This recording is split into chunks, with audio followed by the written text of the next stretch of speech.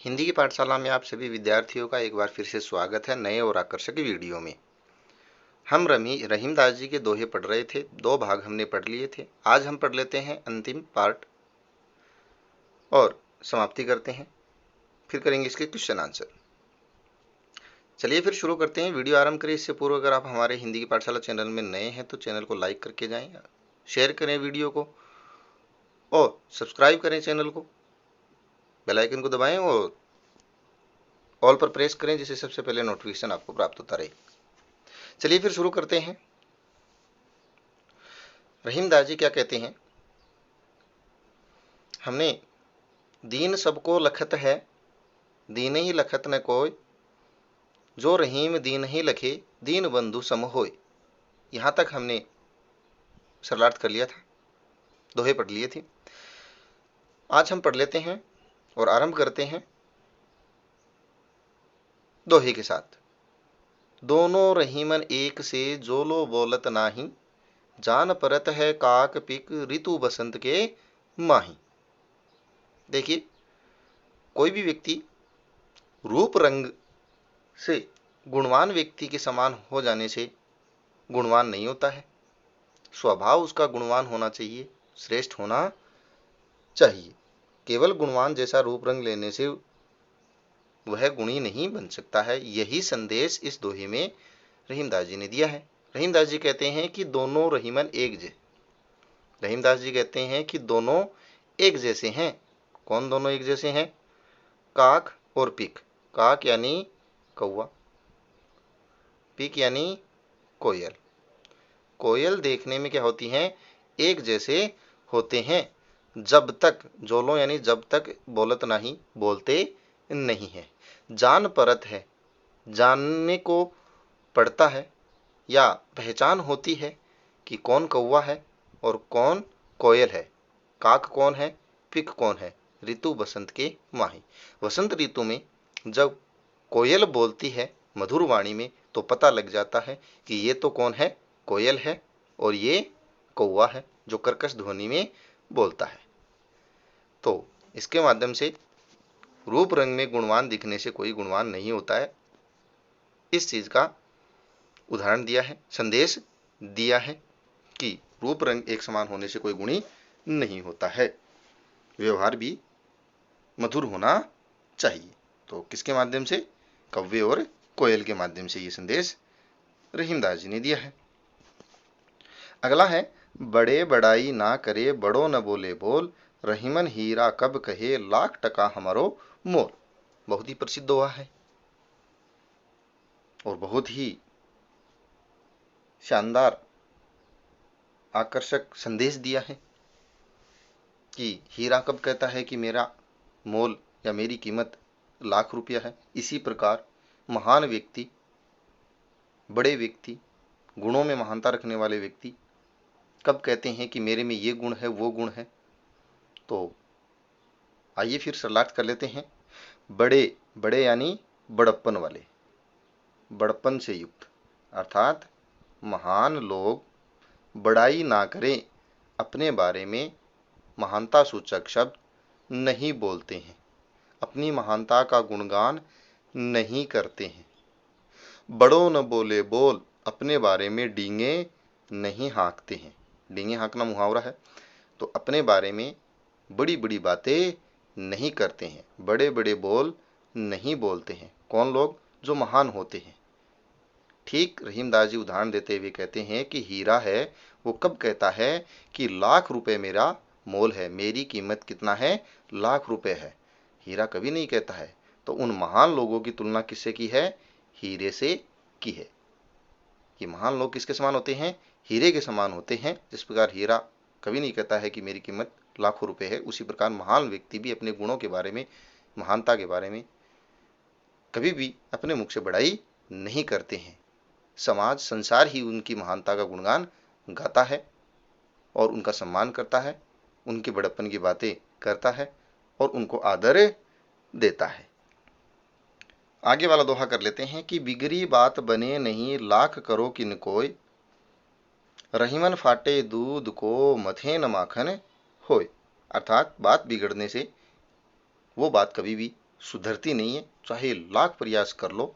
जिस प्रकार फटे हुए दूध को मथने से घी नहीं निकलता है, मक्खन नहीं निकलता है, तो बिगड़ी हुई बात बने नहीं, दोबारा से बनती नहीं, अर्थात वो बात निकल जाती है अपने हाथ से, अपने मुंह से। उसी प्रकार जिस प्रकार दूध फट जाता है तो उसको कितना भी मथो, अर्थात उस बात को कितना भी बनाने का प्रयास करो, उस बात को कितना भी सुधारने का प्रयास करो, लाखों प्रयास करने पर भी वो बात सुधरती नहीं है। जैसे फटे हुए दूध से मक्खन नहीं बनाया जा सकता। तो बड़ा ही अच्छा उदाहरण दिया है दूध और मक्खन के माध्यम से कि किसी भी व्यक्ति का एक बार मान सम्मान चला जाए तो वो पुनः प्राप्त नहीं हो सकता है। कितना भी वो प्रयास करे, कितना भी वो अपने मान सम्मान को बनाने के लिए लोगों को आकर्षित करे, वो अपने मान सम्मान को नहीं बना पाता है। अगला दोहा है, विपत्ति भय धन न रहे जो लाख करोड़, नभ तारे छिप जात हैं जो रहीम भय भोर। बहुत ही अच्छा उदाहरण दिया है कि सुबह आने पर तारे जिस प्रकार से छिप जाते हैं, उसी प्रकार संकट आने पर लाखों करोड़ों की संपत्ति भी क्या हो जाती है, समाप्त हो जाती है। तो किस प्रकार से ये बात कहते हैं इस दोहे में, आइए चर्चा कर लेते हैं।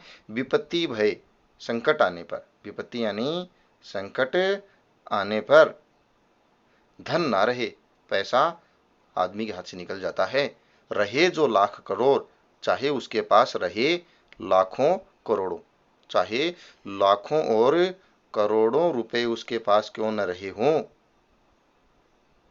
विपत्ति आने पर, संकट आने पर सारे रुपए समाप्त हो जाते हैं, वो रुपए उसका साथ नहीं देते हैं।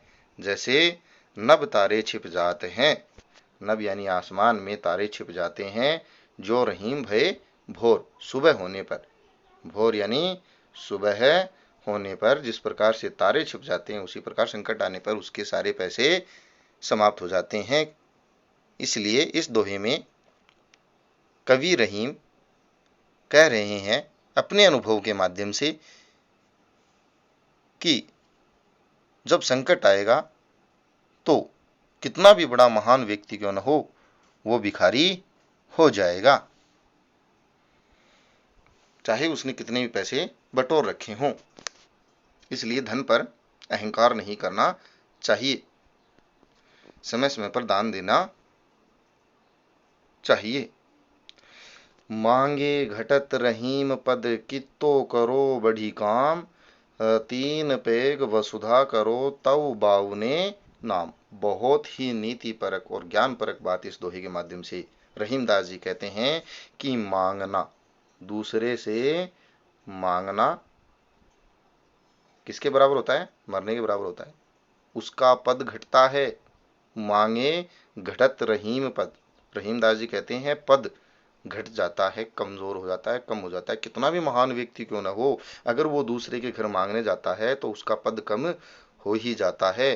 कित्तो करो बड़ी काम, बड़ी यानी बढ़िया, अच्छा, बहुत ही महान काम करने के लिए भी अगर हम किसी दूसरे के यहाँ मांगने जाते हैं तो उसका पद क्या होता है, कम ही होता है। तो कितना भी करो बढ़िया या महान काम करने के लिए भी अगर कोई व्यक्ति किसी के घर मांगने जाता है तो उसका पद क्या होता है, कम होता है, कमजोर होता है।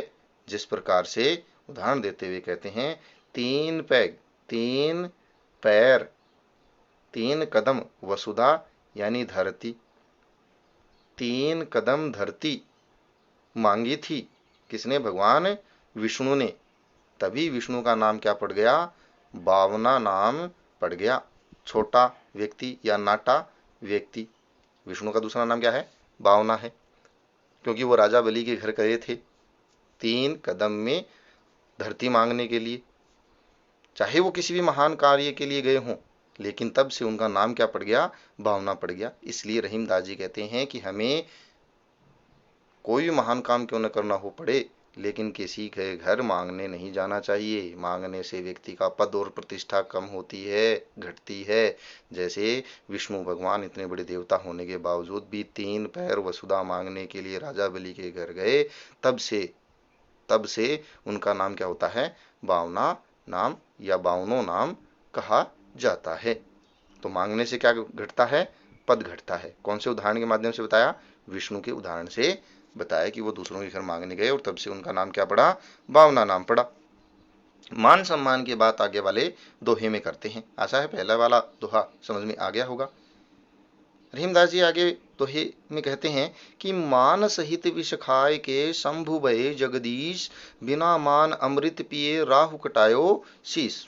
यहाँ एक अंतः कथा भी छुपी हुई है। कौन सी कथा? समुद्र मंथन वाली। उस पर भी चर्चा करेंगे थोड़ी सी। आगे हम देख लेते हैं कि मान सहित सम्मान। ठीक, सम्मान के साथ विष यानी जहर खाया। शंभु यानी शिव भगवान ने। शिव भगवान ने सम्मान के साथ क्या पिया था? जहर पिया था। क्या भये? क्या कहलाए? जगदीश कहलाए। अर्थात क्या कहलाए? भगवान कहलाए, या जगत के ईश, पूरे संसार के मालिक कहलाए। शिव भगवान ने क्या पिया? मान सहित विष पिया, सम्मान के साथ जहर पिया।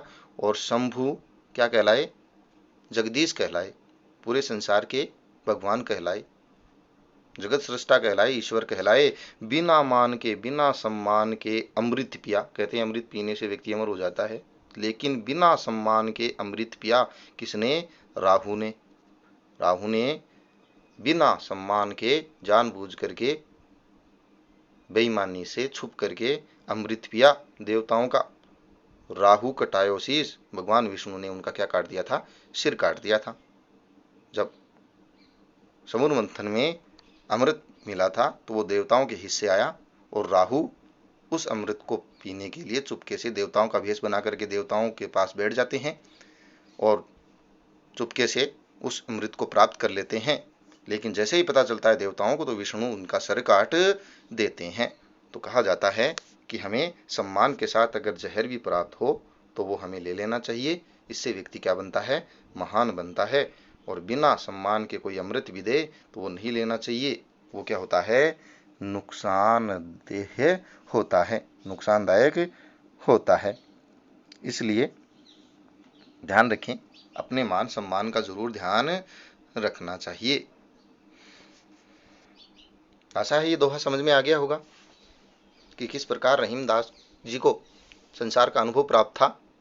रहीमन जिह्वा बावरी, अगला दोहा है। रहीमन जिह्वा बावरी, कह गई सरग पाताल, आप तो कही भीतर रही जूती खात कपाल।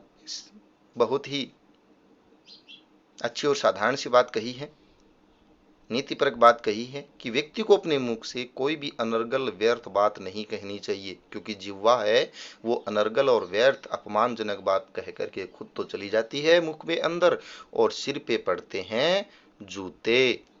तो सोच समझ करके बात बोलनी चाहिए। रहीमदास जी कहते हैं जिह्वा क्या होती है? पागल होती है। बावली यानी पागल। जिह्वा क्या होती है? बावरी होती है, पागल होती है जिह्वा बावरी। कह गई सरग पताल, स्वर्ग और पाताल की बात, स्वर्ग और पाताल की बात, अर्थात अनर्गल बात, अर्थात व्यर्थ की बात कह गई, कहकर स्वयं तो चली जाती है। जिह्वा पागल, स्वर्ग और पाताल की अर्थात अनर्गल और व्यर्थ बात कह करके स्वयं तो चली जाती है। आप तो कहीं भीतर रही, आप तो कह करके मुख के भीतर चली जाती है। जूती खात कपाल, और मार कौन खाता है? सिर पर पड़ती है मार, सिर में पड़ती है मार। इसलिए अपनी जिह्वा को रोकना चाहिए, अनर्गल और व्यर्थ बात किसी को नहीं कहनी चाहिए, सोच समझ करके बात बोलनी चाहिए। क्योंकि जिह्वा है वो तो बोलकर चली जाएगी और वो शब्द बहुत कष्टकारक होंगे, मार अपने को खानी पड़ेगी। इसलिए जिह्वा पर क्या लगानी चाहिए? लगाम लगानी चाहिए। व्यर्थ में कोई बात नहीं बोलनी चाहिए। सदैव समय और स्थान का ध्यान रख करके मीठी बात बोलनी चाहिए। मीठी बात की बात आगे की है आखिरी दोहे में। बहुत ही शानदार दोहा है, पूछा जा सकता है। इससे पहले वाले जो दोहे थे उसमें से एक 2018 में आया हुआ है। कौन सा दोहा? मान सहित विष खाए के शंभु भये जगदीश। ये वाला दोहा 2018 में पूछा जा चुका है व्याख्या के रूप में। अंतिम दोहा है, अमृत ऐसे वचन में रहीमन रीस की गांठ, जैसे मिसरीहू में मिली नीरस बांस की फांस। अमृत ऐसे वचन में, कोई व्यक्ति कैसे वचन बोलता है? अमृत जैसे वचन बोलता है।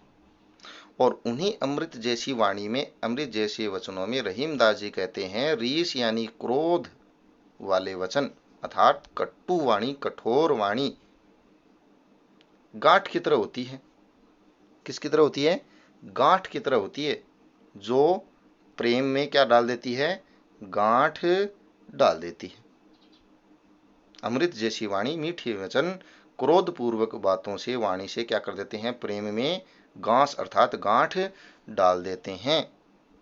जैसे ये अमृत जैसी वाणी में क्रोध कारक वचन कैसे होते हैं?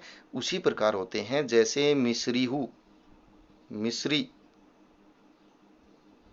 मीठा होता है, मिश्री, उसमें मिल जाती है कभी कभार नीरस, बिना रस वाली, व्यर्थ वाली, बेकार सी बांस की डंडी या तिनका।